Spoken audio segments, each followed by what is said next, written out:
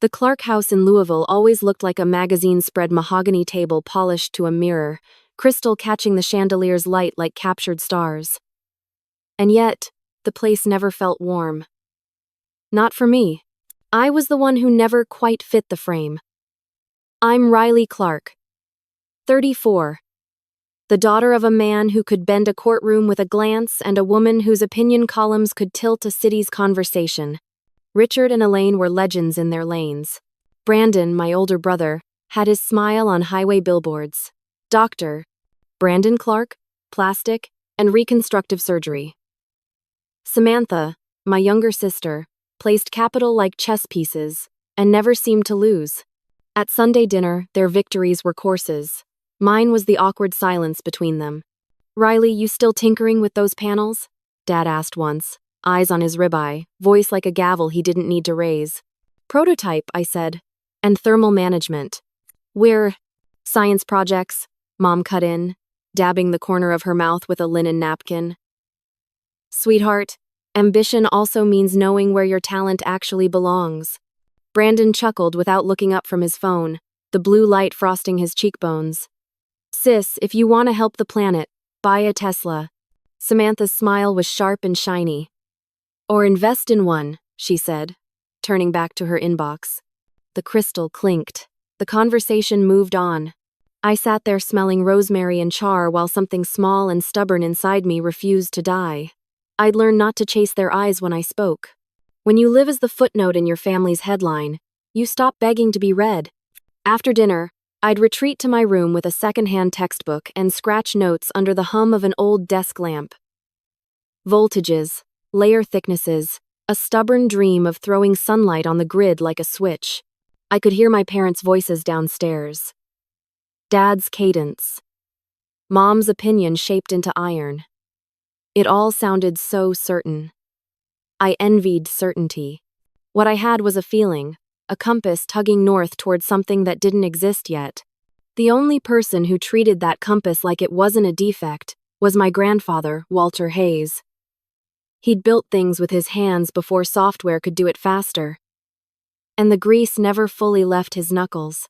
On his porch, cicadas sawing the Kentucky evening in half, he'd listen like my ideas were blueprints that could walk. "You've got heat in you, kid," he'd say, gaze fixed on the sinking Sunday. "Don't let a cold room tell you you're not on fire." He handed me a battered book on renewable systems the summer I turned 17. On the title page, in his neat, sturdy hand, "Build something that outlives our mistakes." It was Walter's sentence that carried me through the dinners that felt like trials I'd never win. When Mom slipped a glossy brochure across my plate, Columbia Law, and said, "This is a lane. Lanes take you somewhere," I pressed my thumb into the paper until the ink bled, smiled, and folded the brochure into a perfect square. Later, I tore it gently, like shedding a skin that had never been mine. At 19, I started measuring my days in what I learned instead of what I could list. Professors liked my curiosity, but not my priorities. I'd skip an econ review to watch the way midday sun grayed out a parking lot panel array, memorize that light like a language. Friends posted about internships in DC and summers in Napa. I kept spreadsheets of error margins and bookmarked components I couldn't afford. The night the first serious fracture appeared, Dad didn't raise his voice, he sharpened it. "You are wasting potential," he told me, which in our house meant dignity dressed as concern. "You do not want to be 30 and explaining your life."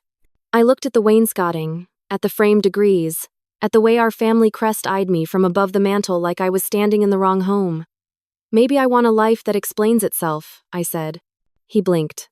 Mom exhaled. Brandon asked for the salt. "There's a particular kind of loneliness that comes from being unseen by the people who named you. It makes you resourceful. It makes you quiet. It makes you vow to make a noise so undeniable that even the walls will have to admit they heard it." One afternoon, after a dinner that ended with Samantha advising me to be realistic, I drove to Walter's. The porch boards groaned the way old friends do.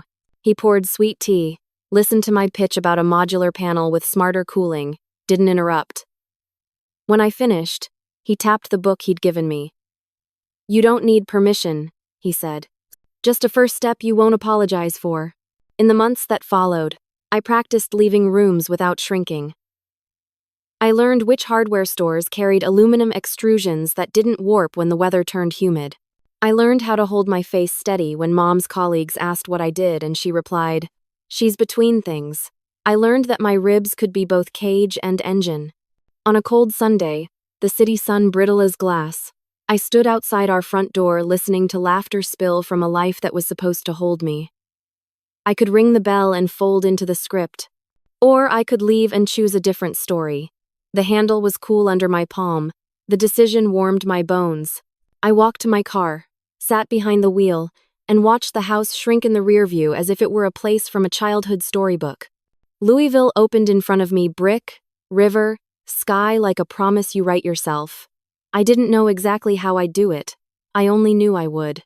Somewhere, a future table was waiting that wasn't polished to reflect everyone but me. And when I finally sat, it would be because I built the chair. The lecture hall at the University of Louisville smelled of chalk dust and ambition. Students scribbled notes about thermodynamics and beam deflection, the kind of problems that had clear solutions if you worked hard enough. But no matter how many equations I solved, something inside me felt unfinished. My mind wandered to the sketches in my notebook: solar arrays, cooling fins, circuit patterns, drawings that had no place in the syllabus but lived in my bloodstream like oxygen. I was 20 when I realized I couldn't pretend anymore. I wasn't built to march across a stage, diploma in hand, smiling for family photos that meant nothing. I was built to chase a vision that nobody else could see. One spring afternoon, the sun sharp through the blinds, I walked into the registrar's office. The pen hovered in my hand as the clerk slid withdrawal forms across the counter. "Are you sure?" she asked. Her voice was perfunctory, but the question thundered. I signed anyway. The fallout at home was volcanic. Dad's face reddened, veins pulling tight at his temples. "You're throwing your life away on a pipe dream," Richard said, slamming his coffee mug hard enough to rattle the china. His voice carried the authority of a man used to verdicts, not discussions. Mom stood behind him, arms folded like a headline ready to print. "This is reckless, Riley. You think you're smarter than everyone else? Smarter than the path generations before you laid down?" Brandon just shook his head, the condescension almost casual. "Good luck explaining to future employers why you quit engineering to chase sunbeams." "And Samantha?" Samantha's voice was the sharpest. "You're embarrassing us," she snapped, her tone dripping with the disgust of someone who couldn't imagine living without a safety net. That night, they cut me off. No tuition, no allowance, no safety net. The Clarks had spoken. I packed my life into a duffel bag and rented a studio apartment on the edge of downtown. The place smelled of mildew and despair. The paint peeled like old skin, the faucet leaked a stubborn rhythm into the sink, and my mattress sat on the floor like an apology. I lived on instant noodles, counted tips from late-night diner shifts, and taped blankets over drafty windows. Every day, I felt the echo of my father's words. "You're wasting potential." And then, a call. Walter's voice was weaker than I remembered, illness tugging at his breath. But his conviction was unshaken. "I believe in you, Riley," he said. "More than they ever will."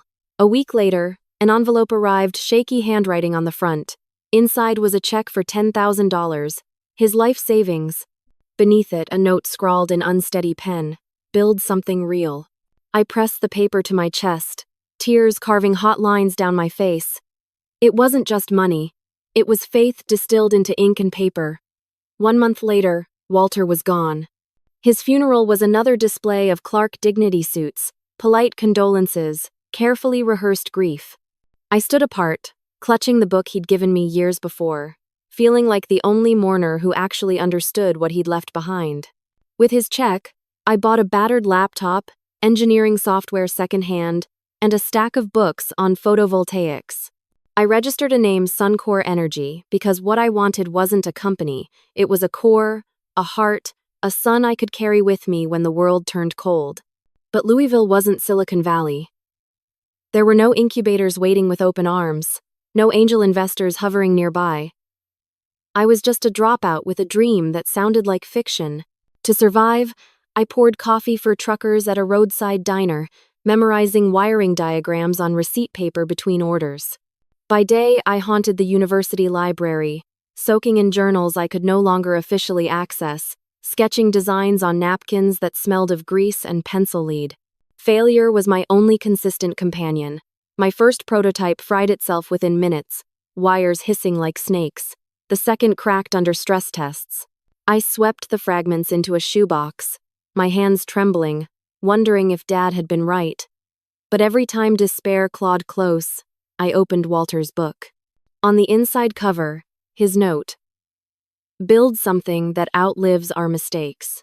The loneliness was crushing. My classmates posted about summer internships, vacations abroad, engagement photos. I posted nothing. I had nothing but a dream that refused to die. At night, the city outside my window glowed with borrowed electricity, and I whispered to myself that one day it would glow with mine. I wasn't chasing approval anymore. I wasn't even chasing success. I was chasing survival, the kind that proves you are more than the silence your family left you in. And for the first time, I wasn't afraid of the dark, because I carried a son of my own. The garage smelled like burnt wires and stubborn hope. By then, Suncor Energy was little more than a name I had written on a makeshift website, a battered laptop, and a cardboard box of cracked solar cells. I had tried 3 prototypes, each one collapsing under its own flaws. The first melted. The second short-circuited. The third caught fire, the smoke detector screaming like my parents' voices in my head. "You're wasting potential." I wanted to quit, more than once. But then I remembered Walter's handwriting: "Build something real," and I couldn't stop. I refused to let his last gift turn into ashes. One night, while I hunched over my laptop in a coffee shop, red-eyed and caffeinated into a tremor, a tall, lanky guy in a worn flannel slid into the chair across from me. "You're the solar girl, right?" he asked, gesturing toward my clutter of circuit diagrams. My first instinct was to guard them like secrets, but his voice carried curiosity, not mockery. His name was Ethan Miller, an engineer with his own story of failure, a startup that had folded after 2 years, leaving him broke and restless.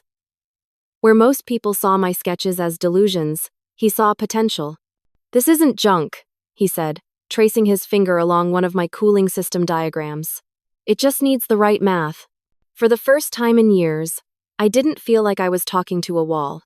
We started meeting nightly, at first in that coffee shop and later in a rented garage that smelled of oil and dust.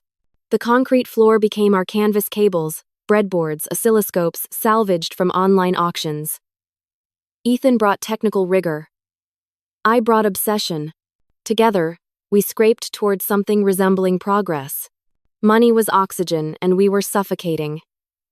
To buy components, I waited tables, and Ethan picked up freelance coding gigs. We lived on cheap ramen and black coffee, trading sleep for solder burns and calculations. Failure was still constant. The new prototype overheated, panels cracked, but with Ethan there, the weight didn't crush me. Each time smoke curled from a ruined board, he'd grin and say, "Data, Riley. We're collecting data." It was during one of these long nights that opportunity knocked literally. A friend of Ethan's introduced us to Denise Yang, a partner at a small venture capital firm called Blue Horizon Ventures. We pitched her in the garage, the air thick with solder fumes and desperation. Denise was sharp, her questions slicing into our numbers. "What's your efficiency rate?" 17%, but we think doesn't close deals. Show me the roadmap." I stumbled through the slides, my voice shaking. Ethan jumped in, cool and steady, bridging the gaps. By the end, Denise leaned back in her chair, lips pursed. "Finally," she said, "you've got guts. I'll give you 50,000. Don't waste it." It wasn't much in the grand scheme, but to us it was salvation. With Denise's money, we rented a cramped office, bare walls, second-hand desks, the hum of possibility louder than the HVAC. We bought better equipment, enough to stop scavenging parts from junkyards. We even hired 2 part-time coders to help with simulations. Our first real test came from a local brewery willing to gamble on renewable energy. A $200,000 contract, more money than I'd ever seen, and more pressure than I'd ever felt. Ethan and I worked 18-hour days, wiring panels, tweaking algorithms, and triple-checking voltage regulators. I barely slept, sustained by adrenaline and the faint idea that maybe, just maybe, we were on the edge of something. The night before the installation, I stood in the office staring at the glowing panels. They weren't perfect, but they were alive. My heart hammered like it wanted out of my chest. For the first time since Walter's funeral, I felt like I was carrying his faith forward. We installed the system, and against every doubt, it worked. The brewery owner shook my hand, foam still clinging to his pint glass. "You might just be onto something," he said. Word spread. Industry blogs called us a promising startup. Someone even wrote, "Suncor Energy may be the underdog Kentucky didn't know it needed." I printed the article and taped it to my desk, proof that the dream wasn't just in my head anymore. For once, failure wasn't the ending, it was the foundation. And for the first time in my life, I wasn't standing alone. The December air in Louisville bit sharper than usual, a knife-edge cold that seemed to echo the unease in my chest. Suncor Energy was finally crawling out of obscurity. The brewery installation worked, a community center had signed on, and even a small factory called us for a bid. For the first time in my life, reporters wanted my words instead of ignoring my presence. Blog posts called us innovative, ambitious, a dark horse in renewable energy. And yet, what I wanted most wasn't in any article. It was the look on my father's face if I walked into the family Christmas dinner with something undeniable. Maybe Brandon would pause before bragging. Maybe Samantha would stop rolling her eyes. Maybe Mom would lean in, curious instead of dismissive. So I dialed home. The phone rang twice before Mom answered. Her tone clipped, already halfway to ending the call. "Riley." I swallowed.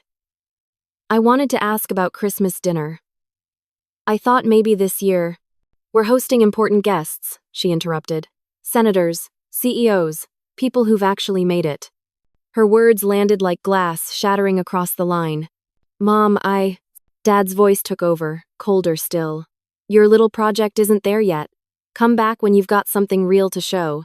I tried to tell them about the brewery contract, about the articles, about how the panels were outperforming expectations, but Mom cut me off, her words final. "We'll see you when you're on their level." The line went dead. For a moment, I just stood in the office, staring at the phone in my hand, the glow from the panels on my desk mocking the silence. Outside, downtown was draped in Christmas lights, warm and inviting. Inside, I felt 19 again, that same hollow ache of being invisible at a table that carried my name but never my seat. I could have begged. I could have shown up anyway, clutching proof of my worth, but I was done begging for scraps. Instead, I poured myself into the Nexus proposal. Nexus Solutions was one of the biggest energy firms in Kentucky. They had reached out after seeing the brewery story, curious about our efficiency rates. It was a long-shot David and Goliath territory, but Ethan and I knew if we landed Nexus, it would be the kind of win that rewrote everything. While families wrapped gifts and strung lights, I taped diagrams to the office wall. Ethan and I rehearsed the pitch until our voices cracked. Denise drilled us over video calls, her sharp eyes cutting through any weak point. "They'll eat you alive if you're not perfect," she warned. Christmas Eve arrived with silence. My family's house glowed in the distance, laughter spilling from windows that had never truly opened for me. Meanwhile, I sat in a dim office, spreadsheet after spreadsheet glaring back at me. Ethan pushed takeout containers toward me, half joking. Our holiday feast. Cold noodles and lukewarm coffee. We laughed, but it felt brittle, like glass that could break with one wrong word. The rejection burned deep. It wasn't just about missing dinner. It was about being told again that I wasn't enough, not even worthy of sitting at my own family's table. Every memory of being dismissed rose up, piling onto my chest until it felt hard to breathe, but that pain became fuel. If they wouldn't save me a seat, I would build my own table, and one day they'd have to watch from the outside. Late that night, an email pinged. "Impressive work. Let's see if you can deliver.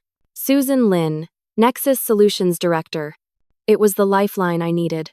While others were opening presents under trees, I sharpened every slide, every metric, every promise. Nexus wanted numbers that couldn't be argued with, and I was determined to deliver.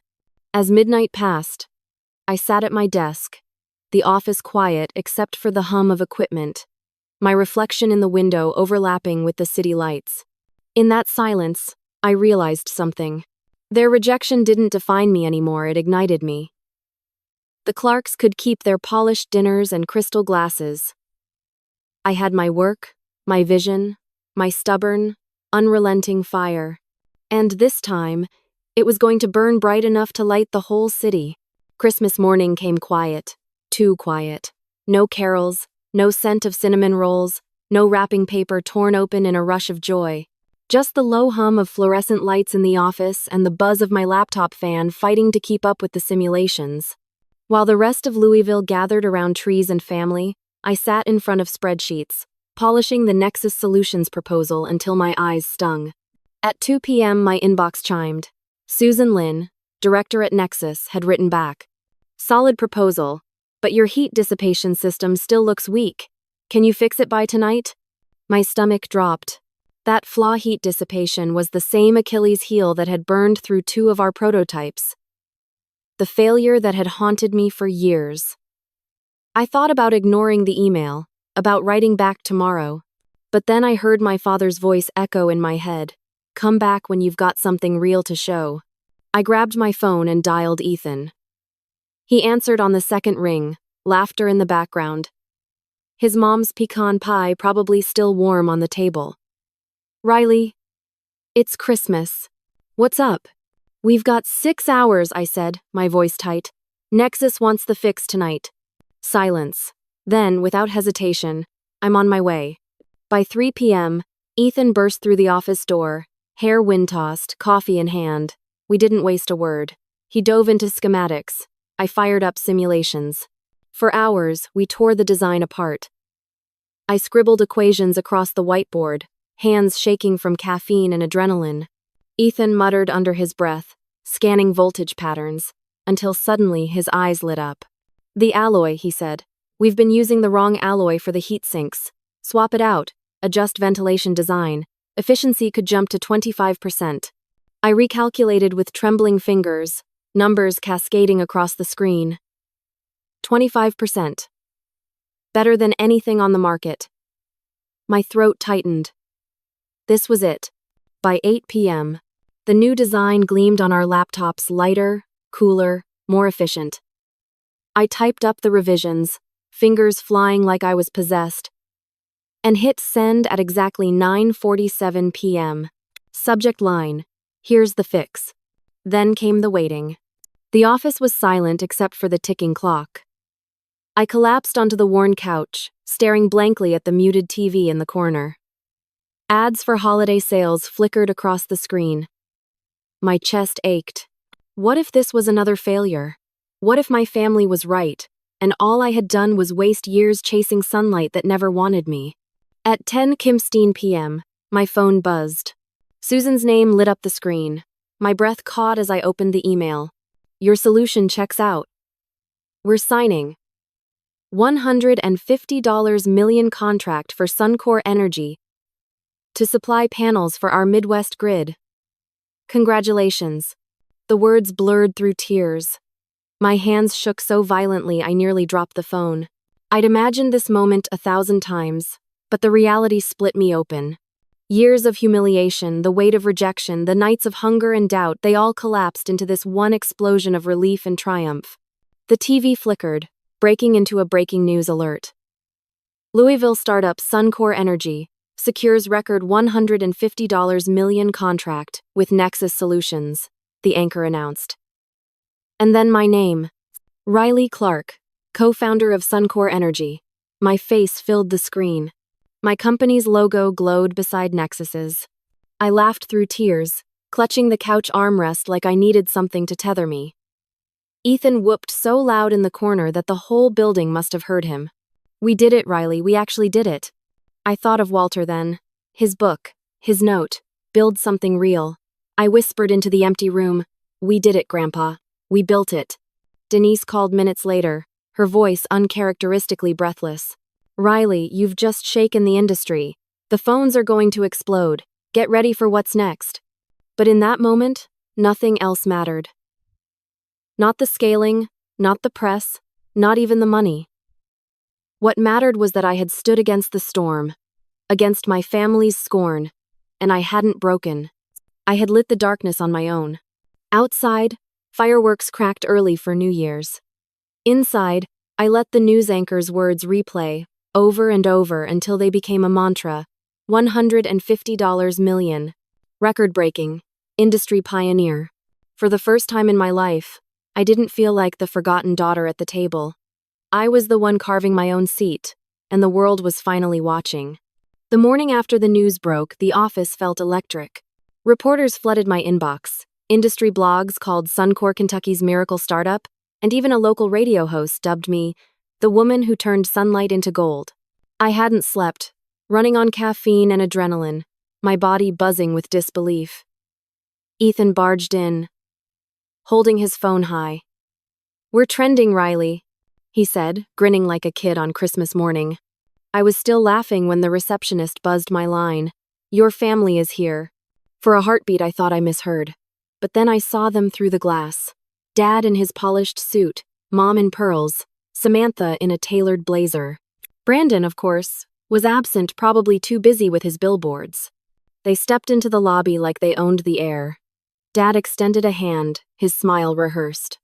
"Riley, we saw the news. What an achievement." Mom's expression was softer than I'd ever seen, almost convincing. "We're so proud of you," she said.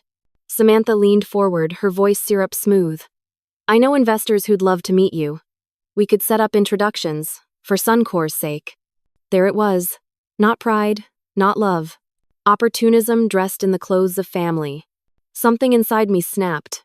I looked at them, the same people who had cut me off, dismissed me, left me to scrape by alone, and the words poured out. "Proud? When I was eating instant noodles in a moldy apartment, where were you? When I dropped out because I believed in something bigger, you called me reckless. When I begged for a seat at Christmas dinner, you told me I wasn't ready." Dad's smile faltered. "Riley, don't be dramatic. We're here now, we want to support you." "Support?" I nearly laughed. "You didn't believe in me when it was hard. You don't get to claim me now that it's easy." Mom's face tightened, her voice going brittle. "We're your family." I stepped closer, my voice low but steady. "Family doesn't tell you you're not enough. Family doesn't slam doors when you're chasing a dream. Family doesn't cut you off and then come crawling back when the cameras turn." Samantha scoffed, crossing her arms. "You're being ungrateful. We're offering to help." I looked at her, the sister who had sneered at my science projects, who had called me an embarrassment, and I felt nothing but clarity. "I don't need your help. I built this without you. I built this in spite of you." The silence in the lobby was heavy, broken only by the hum of the fluorescent lights. Ethan stood nearby, coffee in hand, giving me a small nod. He didn't need to say it. He knew this was a battle I had to finish alone. Dad's jaw clenched. "You'll regret this. Someday you'll need us." I almost smiled. "I needed you 10 years ago. I don't anymore." Mom reached out, her hand hovering like a plea. "Let's talk this over at lunch. We can celebrate properly." I shook my head. "I've got work to do." "You know the way out." Their heels clicked against the tile as they left, the sound fading until the door shut behind them. My chest rose and fell, the weight of years lifting as if I had finally exhaled a breath I didn't know I'd been holding. Ethan crossed the lobby and handed me a fresh coffee. "That was badass," he said with a grin. I laughed, a little shaky, but free. For the first time, walking away didn't feel like loss, it felt like choosing myself. 6 months later, Suncor powered half of Louisville's public buildings. The office buzzed with new hires, engineers who believed in the mission. Denise became more than an investor, she was a mentor, sharp and unyielding. Ethan was more than a partner, he was the steady hand when the storm hit. And I found someone else too. Diane Carter, a scientist I'd met at a conference. With her, I felt understood, not judged. With our success, I launched the Walter Hayes Scholarship, a $100,000 fund for young innovators in renewable energy.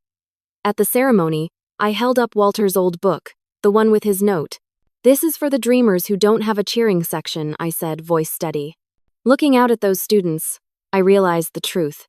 The biggest victory wasn't the $150 million contract. It wasn't the headlines. It was the fact that I no longer measured my worth by my family's approval. The Clarks had lost me, not because I failed, but because they couldn't see me, and that was their burden, not mine. I had my own family now, the kind you build, not the kind you're born into. And for the first time in my life, I knew I was enough.